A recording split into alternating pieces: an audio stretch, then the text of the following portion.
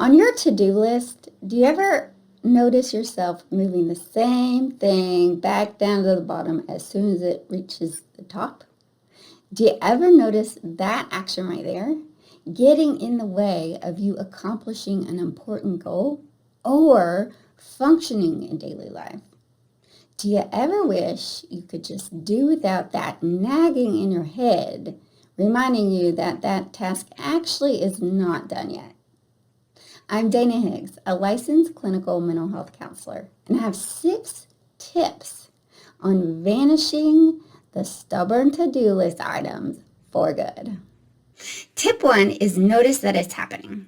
So if the part of you that is avoiding this task had a color, a shape, a texture, a temperature, location, either within or around your body, what would the answers to those questions be? Draw them out into one whole picture.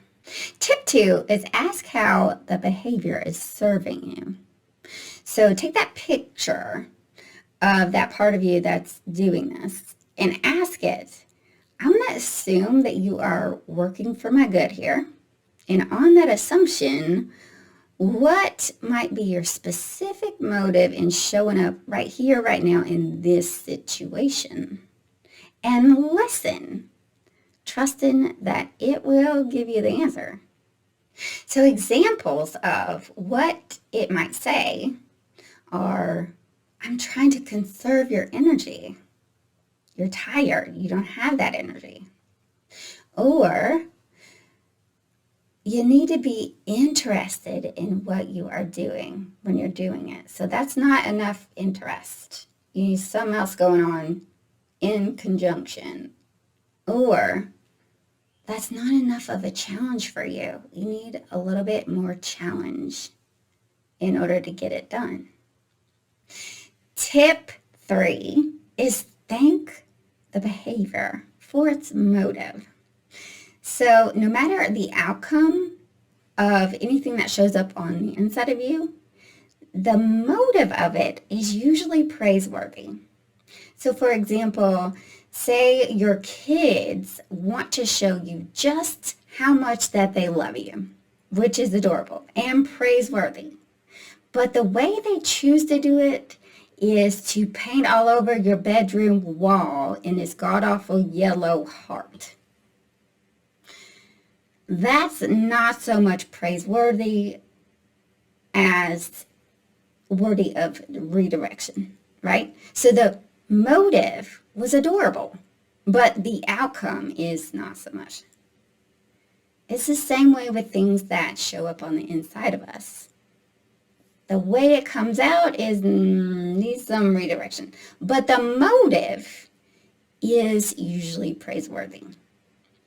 So once you know the answer, the motive, choose a way that you would like to show the behavior, that picture, just how much you see what they're trying to do and you appreciate it.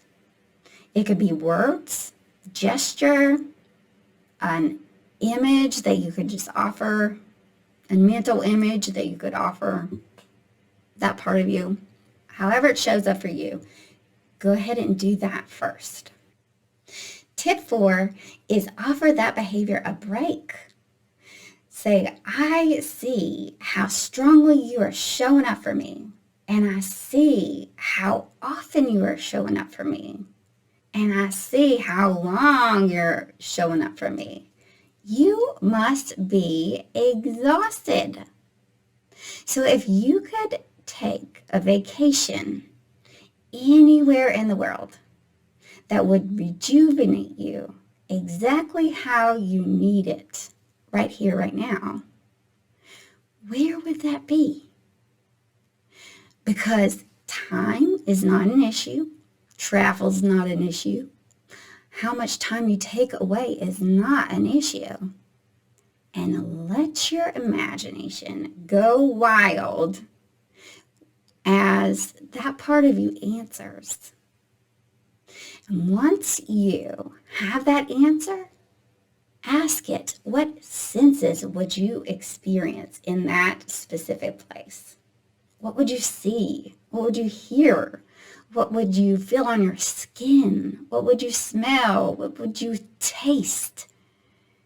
And let it bask in those sensations as well as the sensation on the inside as a result of being in the middle of all those sensations at one time.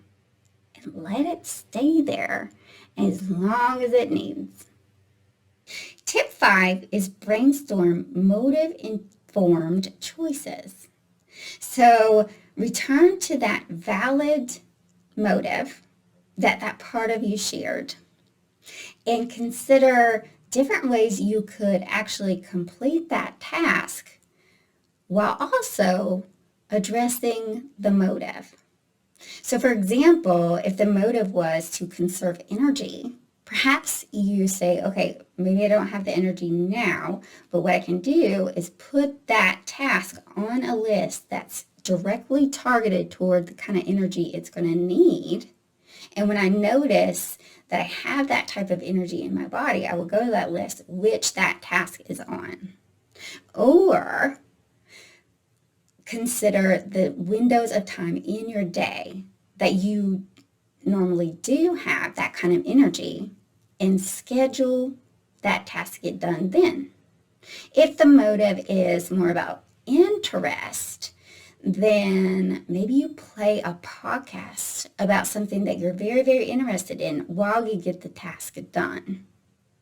Or you could associate the different stages of that task with different parts of a strong interest that you have.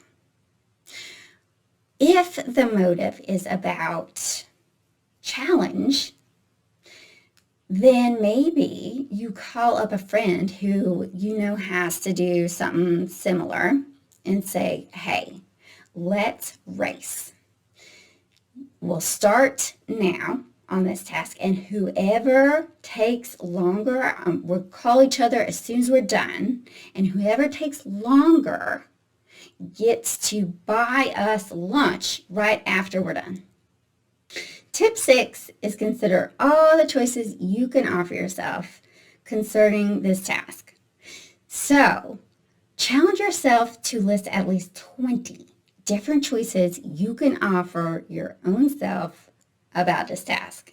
Anything from the time of day it's done, to the setting, to senses you want involved in this operation, to what you're wearing during the task, to what reward you want to earn at the end of it, how many breaks you want in between, how much accountability you need. Call up a friend and say, please make sure that I did this by this time, or any other thing. Go bonkers. The sky's the limit. And once you complete that list of 20 different choices, notice any shift in the way you look at the task as a result. And also, what choices are you going to engage in or not? To wrap up, some tasks in this world are totally revolting at first glance.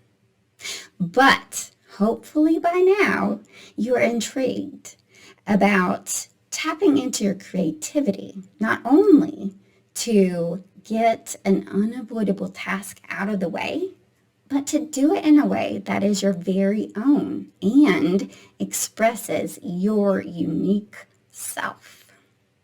Feel free to like, comment, and subscribe below with no strings attached.